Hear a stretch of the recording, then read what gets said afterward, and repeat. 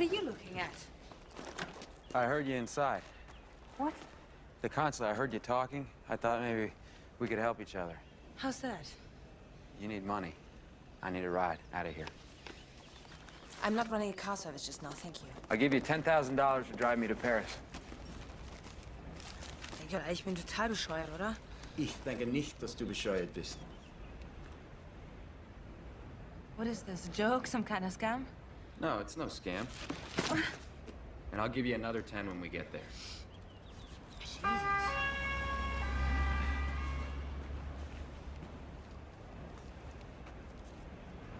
Is that for you? Look, you drive, I pay. It's that simple. Scheiße. I got enough trouble, okay? Okay. Can I have my money back?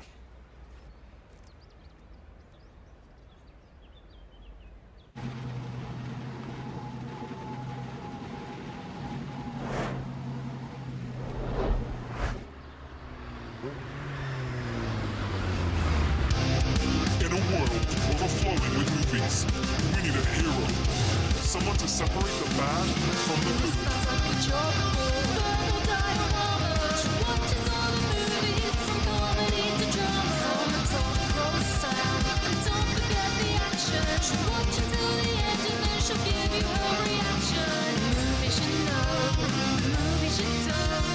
Prequels, sequels, remakes, and trivia and outtake. Movies you know, movies you don't. Interesting stories, all the categories. Hi everyone, I'm Emma and welcome to Verbal Diorama episode 263, The Bourne Identity. This is the podcast that's all about the history and legacy of movies you know and movies you don't. And as always, welcome to Verbal Diorama, whether you are a brand new listener to this podcast, whether you are a regular returning listener. Thank you for coming back. Thank you for being here. Thank you for choosing to listen to this podcast and for not telling Treadstone that I'm still alive. I'm very happy to have you here for the history and legacy of the Bourne Identity. And I guess just thanks to everyone who still listens to this podcast. Even after 263 episodes, I am so very grateful for your ears and for you lending me them. It means so much to have the continued support that I do. And as always, thank you for the amazing comments on social media and on email. For the most recent episodes on Super Mario Brothers and Independence Day, I love getting emails from listeners, not just because they're really nice to me, but just because I love to get feedback from people, what people like and what people don't like. So please feel free to get in touch.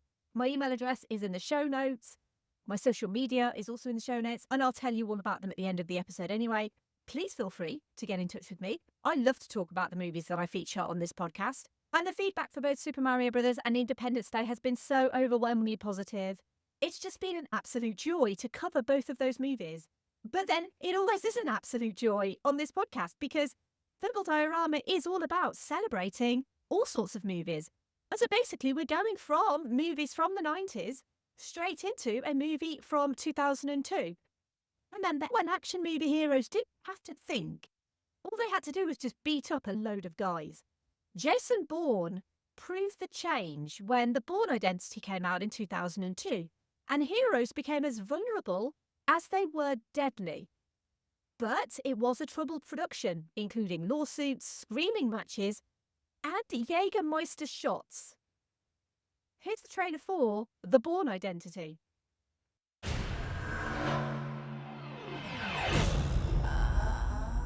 He has the skills You! Stop right there! of a dangerous man. I need to know what went wrong. I think he snapped. But he has no memory. We don't take care of this, we will both burn. It's trained, conditioned, built to disappear. I'll give you $10,000 to drive me to Paris. I get the money, and I don't get hurt. That's the deal. Now, the government's top agent I can't remember anything that happened before 2 weeks ago. Amnesia? Yes. is about to become their #1 target.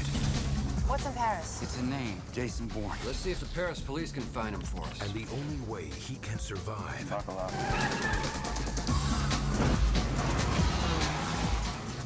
is to find out who he is you're not home.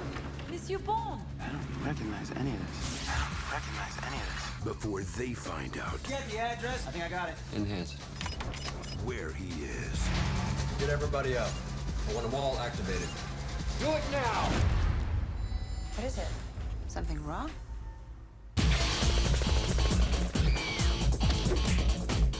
We can't stay here. It's not safe. He's out of control. It's very clear what needs to happen.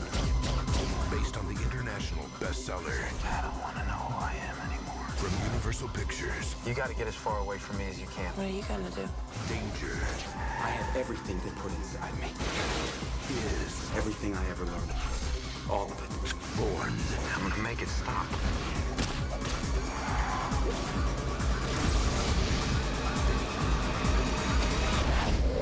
The Bourne Identity.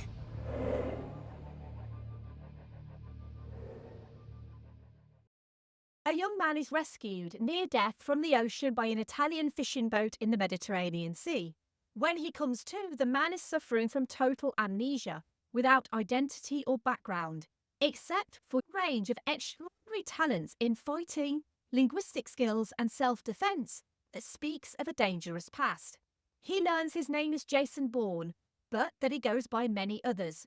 He sets out on a search to discover who he really is, happening upon a young German woman whom he pays to drive him to Paris, to find out who he really is and why the CIA are desperate to stop him doing so.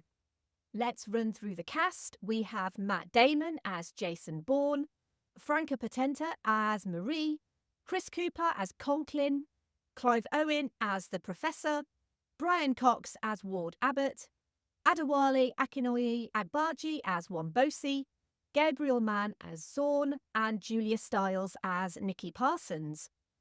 The Bourne Identity has a screenplay by Tony Gilroy and William Blake Herron, was directed by Doug Liman, and based on The Bourne Identity by Robert Ludlum. 44 years ago, Robert Ludlum's first novel of the Bourne trilogy, The Bourne Identity, was published. Ludlum had experienced a bout of temporary amnesia after his first book, The Scarlatti Inheritance, was published in 1971, leading him to forget 12 hours of his life. The hero of his novels, Jason Bourne, may be fictional, but there's some evidence to prove that he was partially also based on a 19th century amnesiac.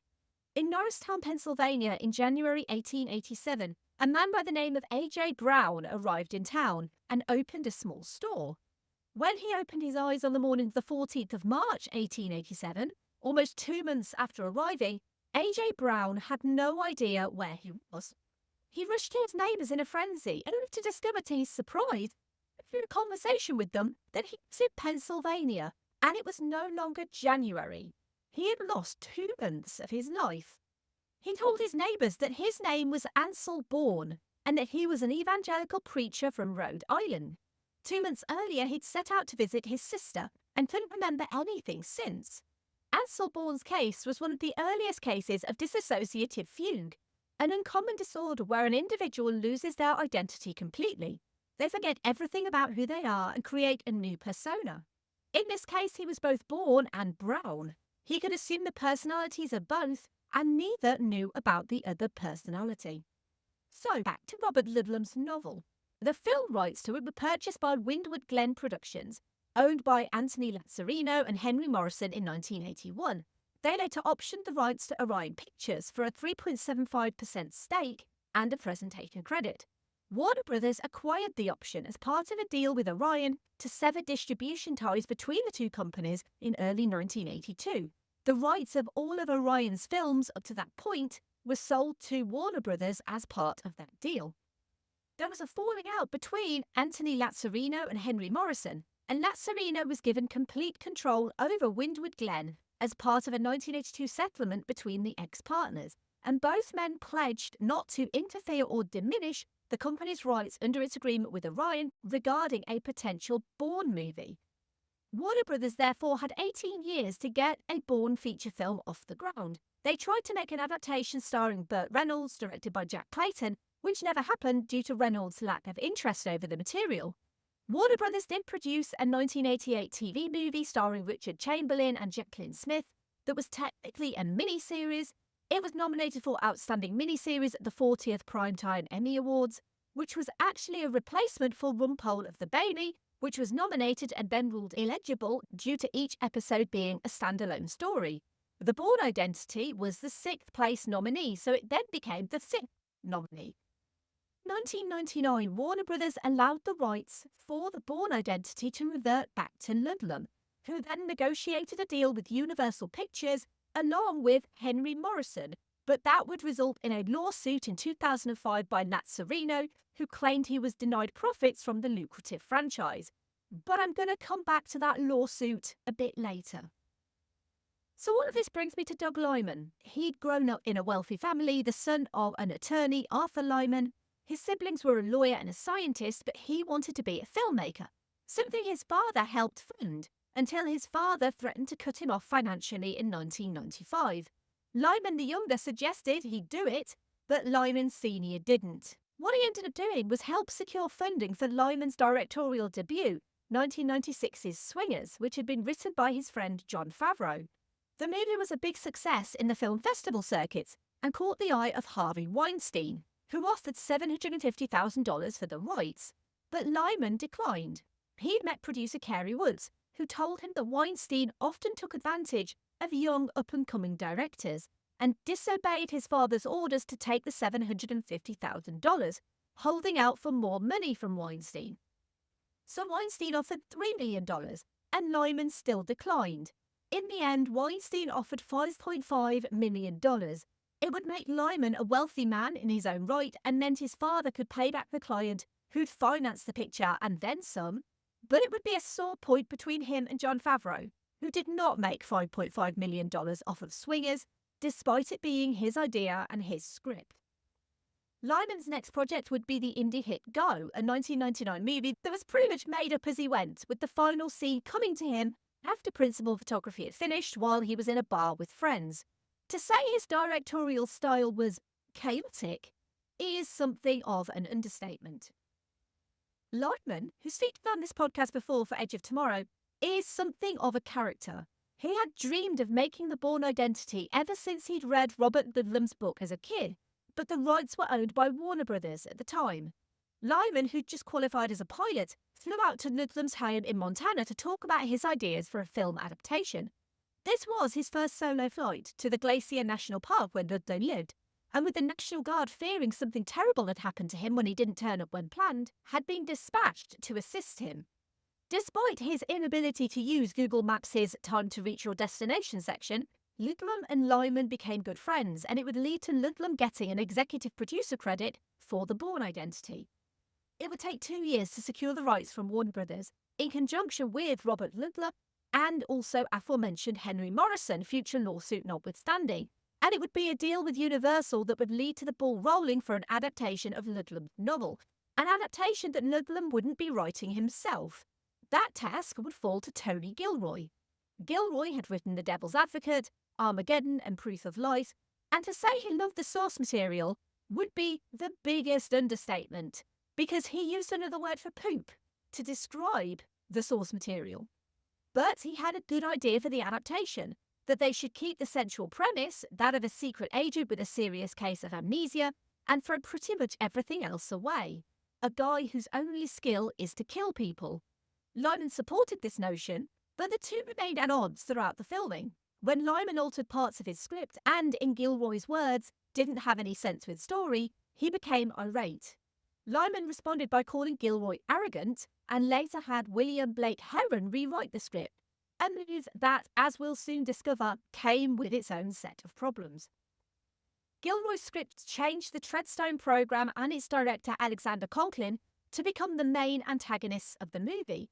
In the novel, Bourne and Treadstone had been pursuing Carlos the Jackal, aka Ilich Ramirez Sanchez, a real-life Venezuelan terrorist who'd conducted a series of assassinations and terror attacks between 1973 and 1985. Treadstone had only attempted to kill Bourne because they thought he had purposely strayed from his mission following his amnesia. Since the real-life Carlos the Jackal was actually taken into custody and imprisoned by the French government in 1994, he was unable to play any antagonistic role in the movie.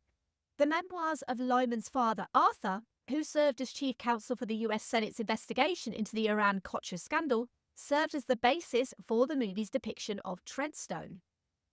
Gilroy abandoned the original plot of the book, with Bourne as a former Foreign Service officer who was enlisted in the US Army Special Forces during the Vietnam War, claiming to be an assassin named Kane in order to entice Carlos to come out of hiding after his family was murdered in a covert bombing of Cambodia.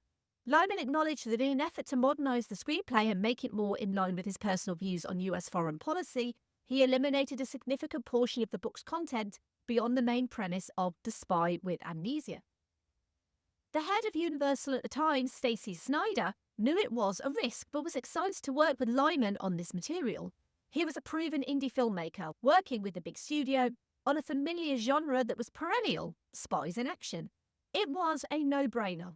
You'll also remember Stacey Snider from the recent episode on Van Helsing. Plus, the book had sequels, which meant franchise potential.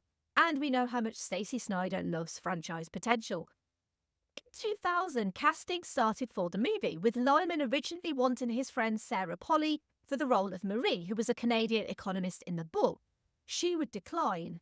Brad Pitt was Lyman's first choice for the role of Jason Bourne, but he declined the role in favour of Tony Scott's Spy Game instead. He also considered Russell Crowe and Sylvester Stallone, but then Matt Damon.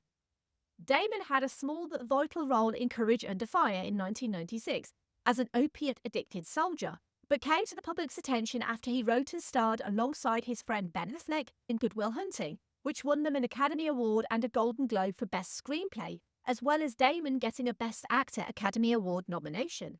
He came to the attention of Steven Spielberg, who cast him as the titular character in Saving Private Ryan in 1998, and in 1999 he had the two-punch whammy of The Talented Mr. Ripley, which was a critical success, and then teamed up with his friend Ben Affleck again for Kevin Smith's Dogma.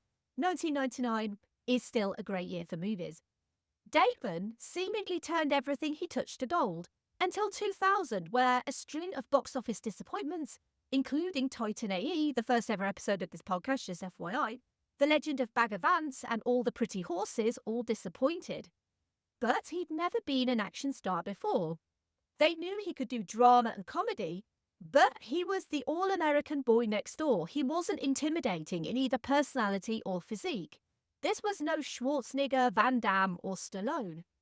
But Damon had one thing going for him. He could be the everyman. This was going to be no infallible James Bond character. Jason Bourne was younger, more calculated and strategic, and he had feelings and emotions. He was intelligent, the thinking person's action hero, with relatable internal conflicts. A new breed of action hero, and the all-American boy next door became the ideal prospect for this role. He was paired with Franca Potenti, who'd broken through in German thriller Run, Lola, Run, in a role specifically written for her, and Marie went from a Canadian economist to a German tourist.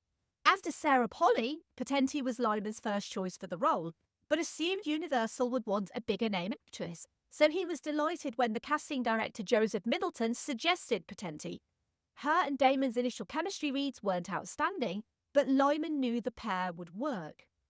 Damon went fully into preparations for his role as Jason Bourne, training in stunt work, weapons usage, boxing, and Kali, also known as Eskrima, the national martial art of the Philippines.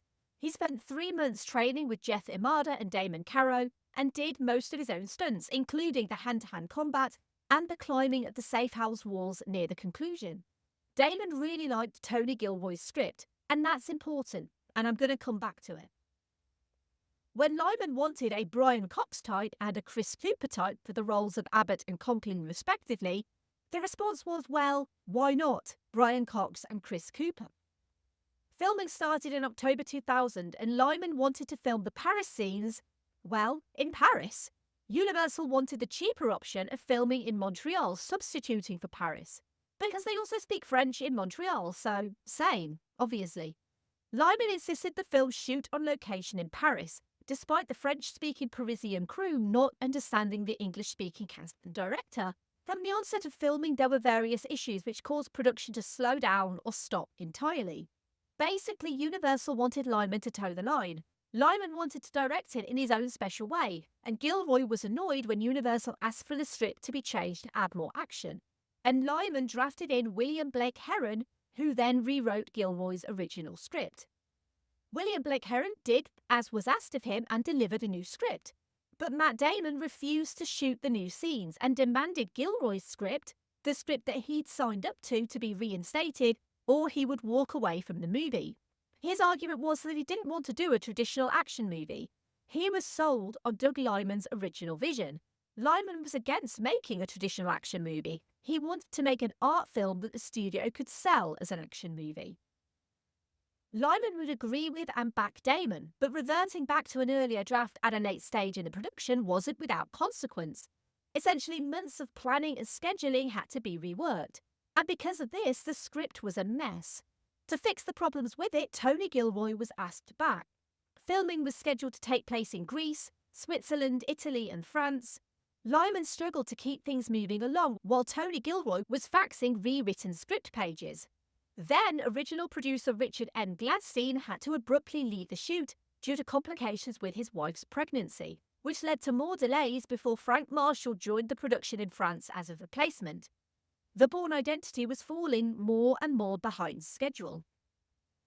Despite tempers fraying between the studio and the director, Doug Liman was pushing to keep certain scenes from an earlier draft of the script in the movie, including one major scene at a rural farmhouse.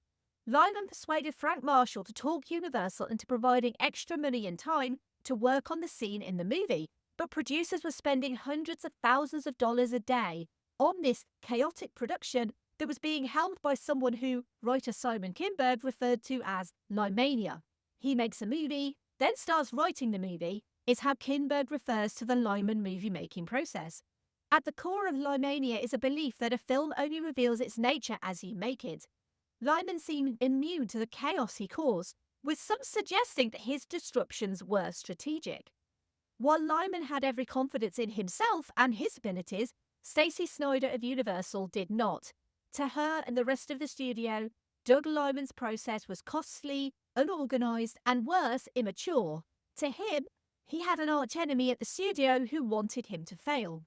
When Liman first pitched the movie to Universal, he wondered how a regular woman would react if she randomly met a mysterious action figure like Jason Bourne, a good guy with bad guy skills and bad guy baggage, the allure of the bad boy.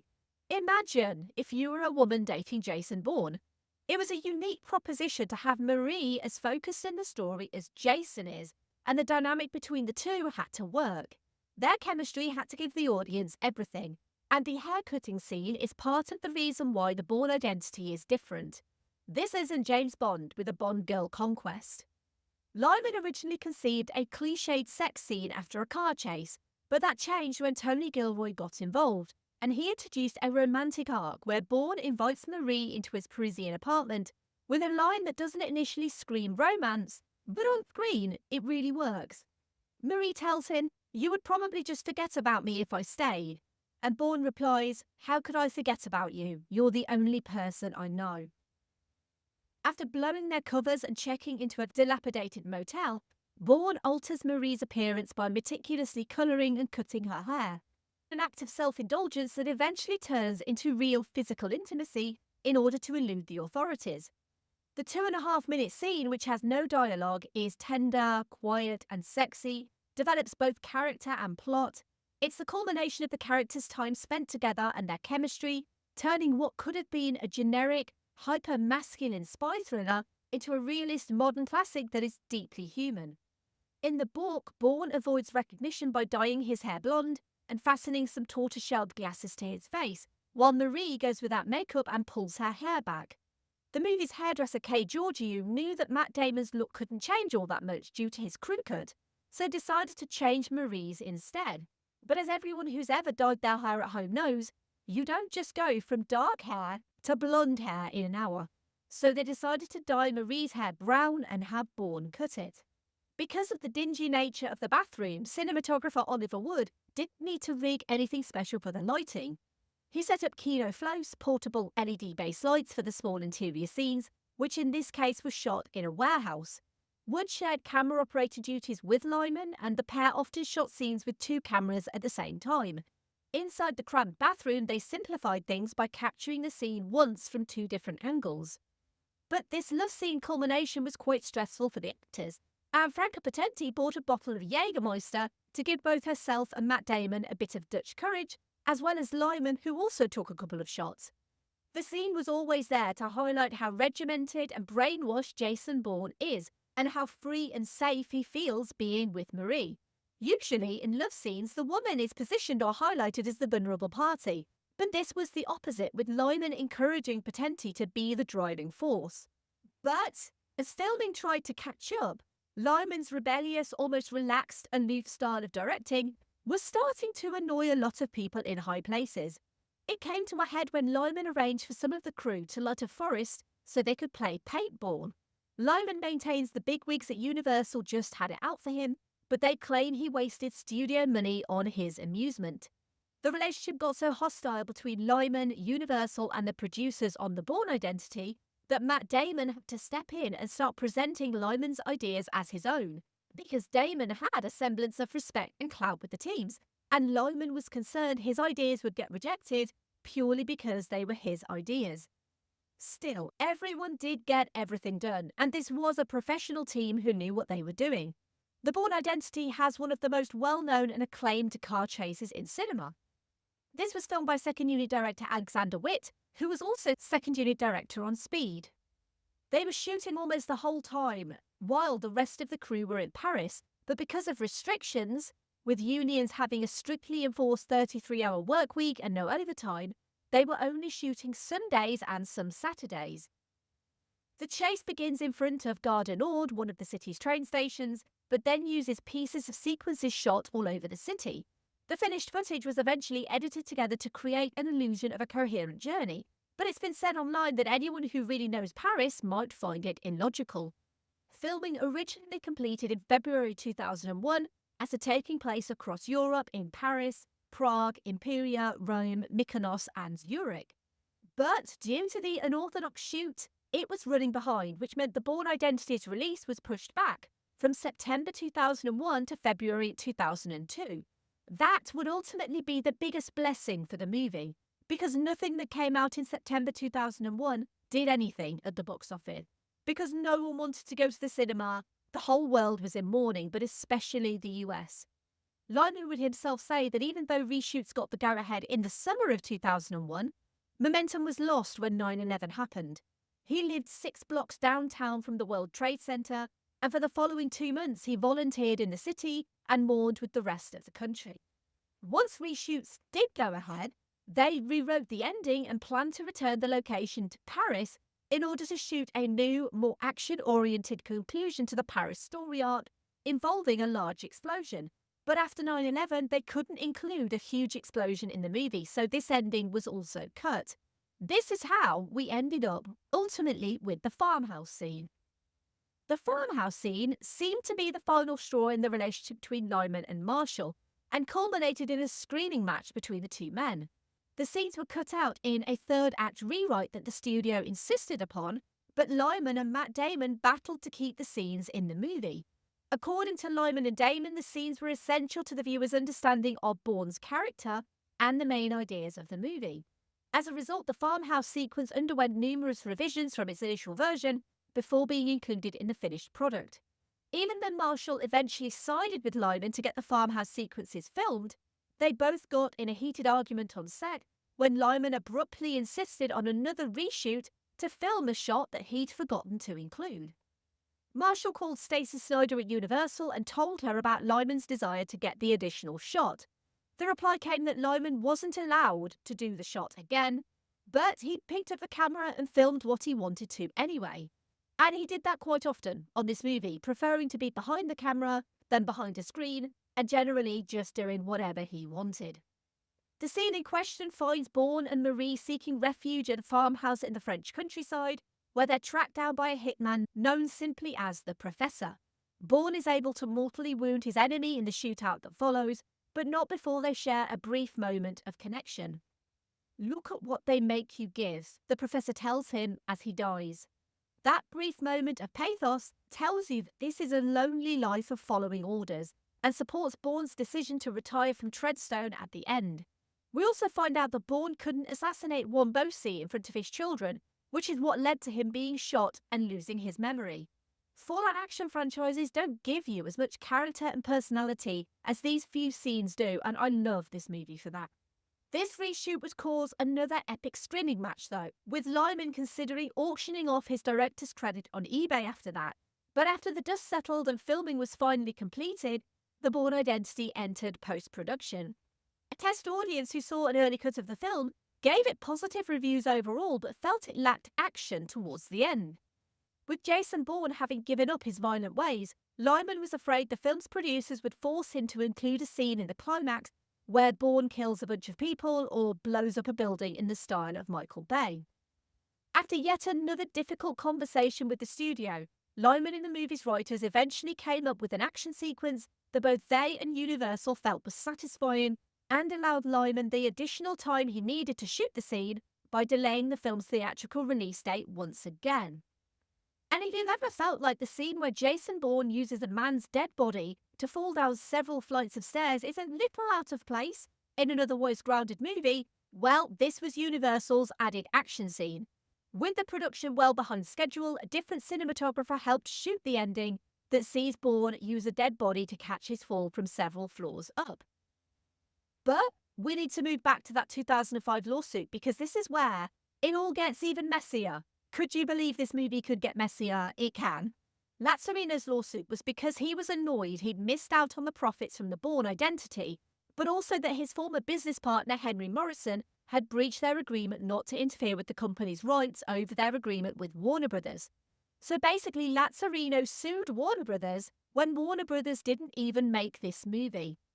In 2008, a judge allowed the breach of contract claim against Morrison, but otherwise dismissed all claims against the studio, ruling that Lazzarino had a legal obligation to object much sooner to the reversion of rights back to Ludlum, and so the statute of limitations has run its course. However, at the end of the ruling, the judge granted an application for stay from Lazzarino, which basically means the court rules to stop or suspend a proceeding or trial temporarily or indefinitely. The court may later lift the stay and continue the proceedings. Anthony Lazzarino died in June 2012, but just like Bourne himself, Lazzarino and his lawsuit came back to life in 2013.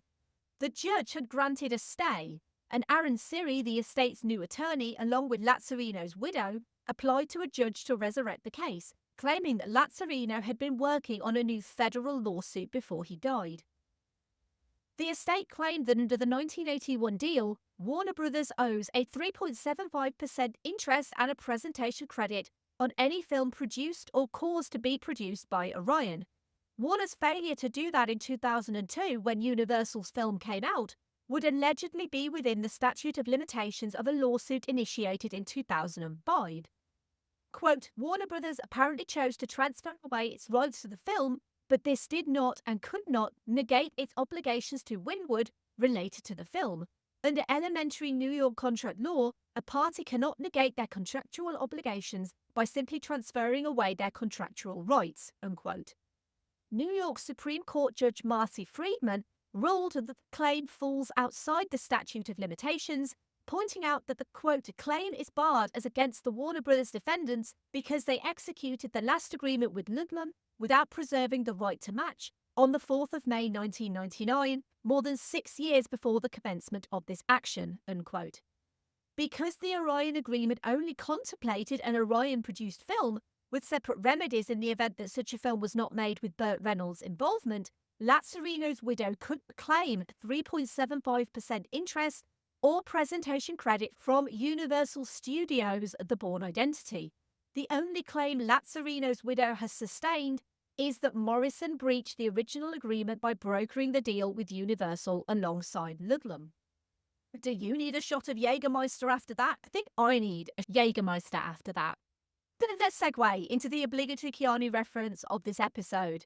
And if you don't know what that is, it's where I try and link the movie that I'm featuring with Keanu Reeves because he genuinely is the best of men.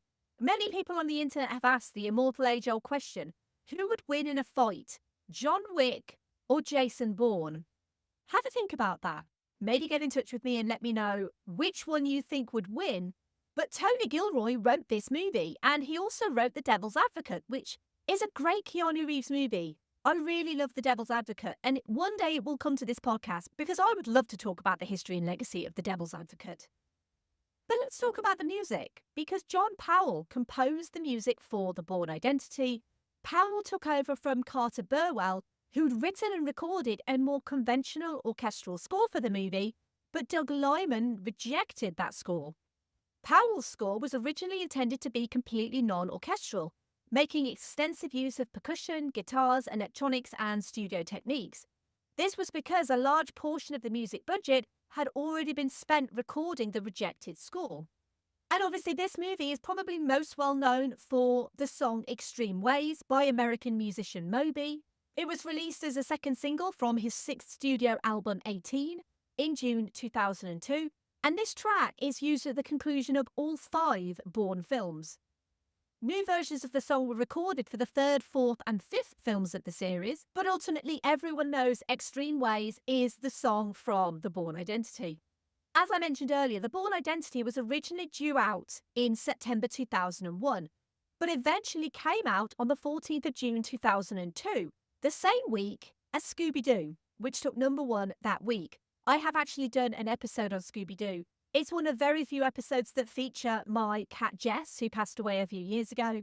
And Jess and I had a lot of fun doing Scooby-Doo together.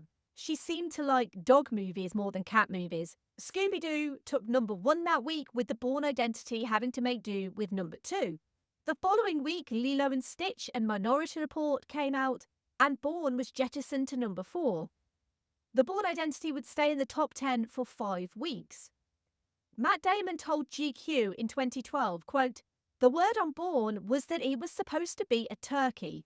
It's very rare that a movie comes out a year late, has 4 rounds of reshoots, and it's good," unquote.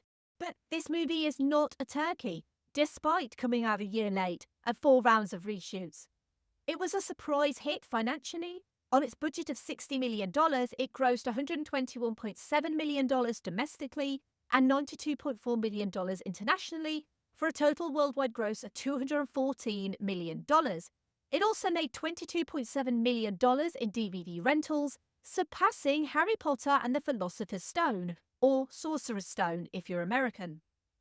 On Rotten Tomatoes, The Bourne Identity has a score of 84%, with the website's consensus reading, "Expertly blending genre formula with bursts of unexpected wit, The Bourne Identity is an action thriller that delivers, and then some."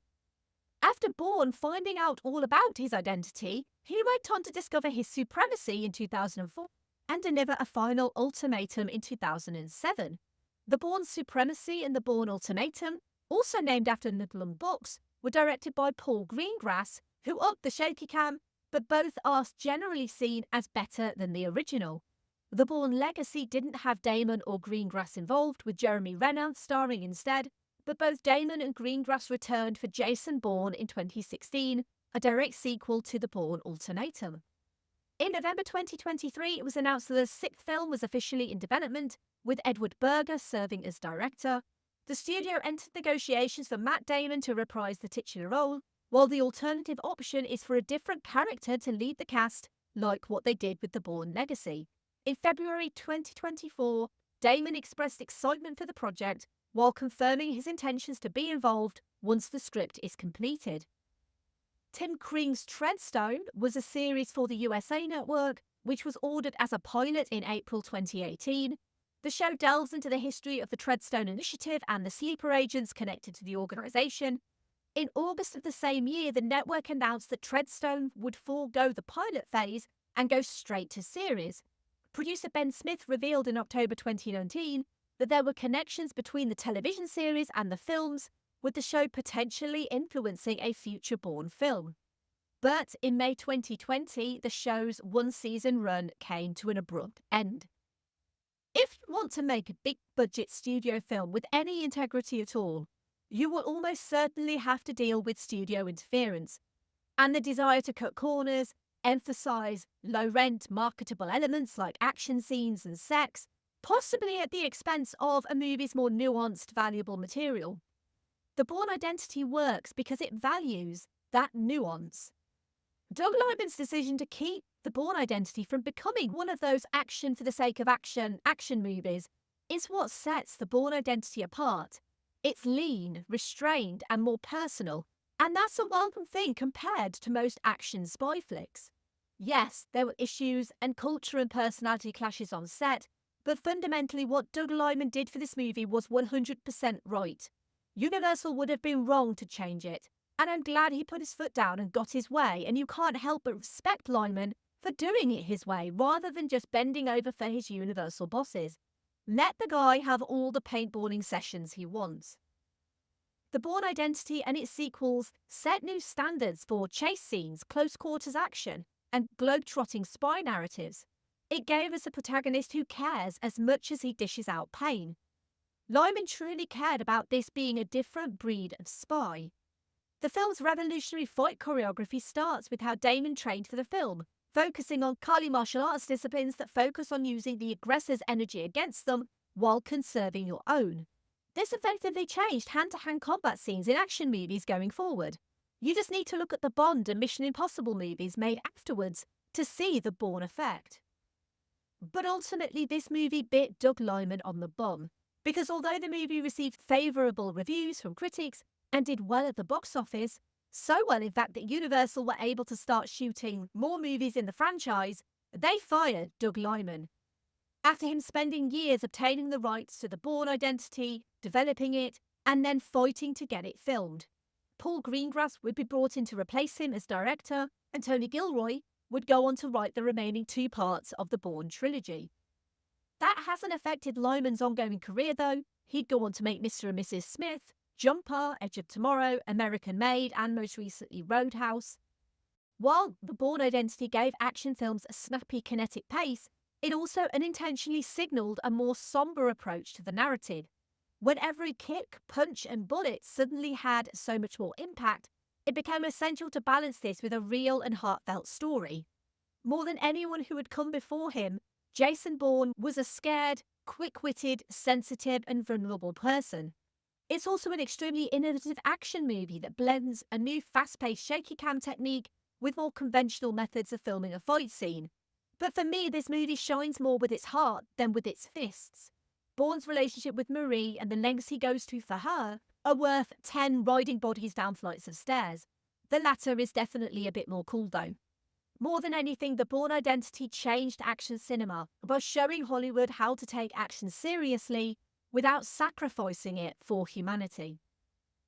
Thank you for listening. As always, I would love to hear your thoughts on the Bourne Identity, and thank you for your continued support of this podcast. As I said earlier, if you want to get in touch with me and talk about any movie that I've featured on this podcast, you can find me on social media. I am on Twitter, Facebook, Instagram, Threads, Blue Sky, and Letterboxd at Verbal Diorama. If you really enjoyed this episode or any episode of this podcast and you want to give this podcast a rating and review, you can do so. Wherever you found this podcast, please give 5 stars ideally and a little comment, because that could possibly help someone else also choose to listen to this podcast. But mostly, I would really appreciate it if you could tell your friends and family about this podcast. And if you like this episode on the Bourne Identity, you might also like the following movies/episodes that I've previously done. Episode 20, Edge of Tomorrow. Of course, I'm going to talk about that. It is another Doug Liman movie. It is a great Doug Liman movie. It is a great Tom Cruise movie.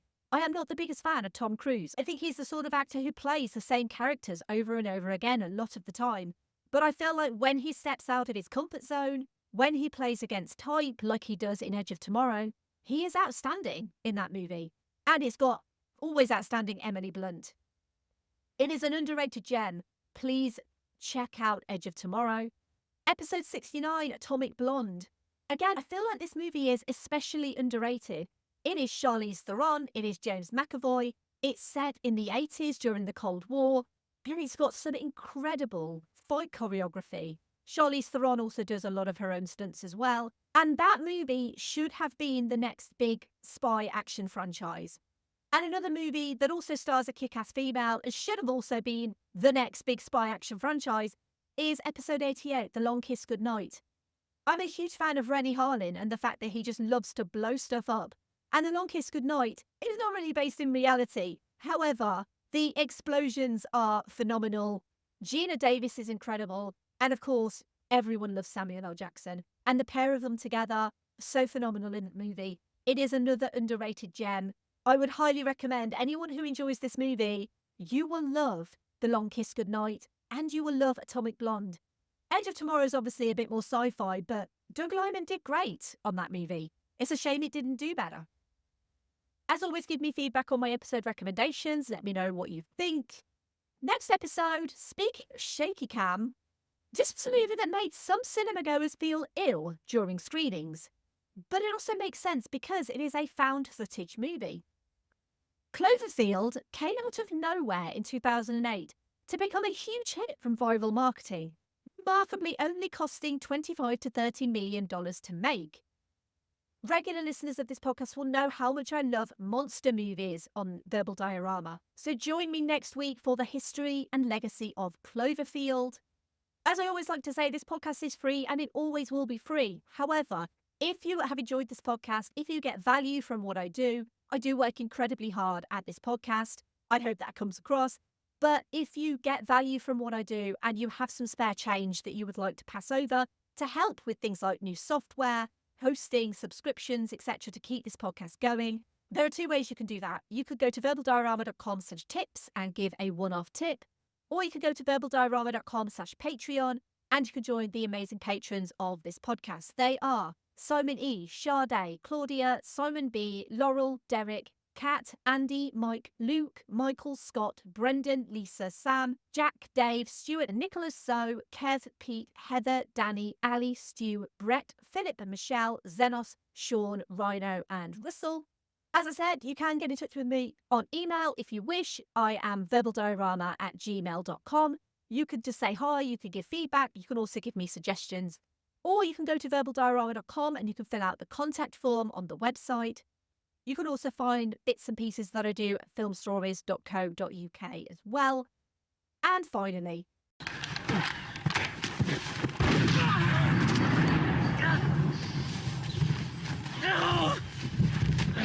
Where is it? Where's the weapon? Who else is out here? Who else? How many you got with you? I'm not gonna ask you again. I work alone like you. We always work alone. What do you mean? Who are you, Rome? Paris? Treadstone. Both of us. Treadstone? Which one? Paris. I live in Paris. Do you get the headaches? Yeah. I get such bad headaches. You know, at night when you drive in a car. I don't know, maybe it's something to do with the headlights. What is Treadstone? Treadstone said pills. They said go to Paris. Is Treadstone in Paris? Look at this. Look at what they make you give.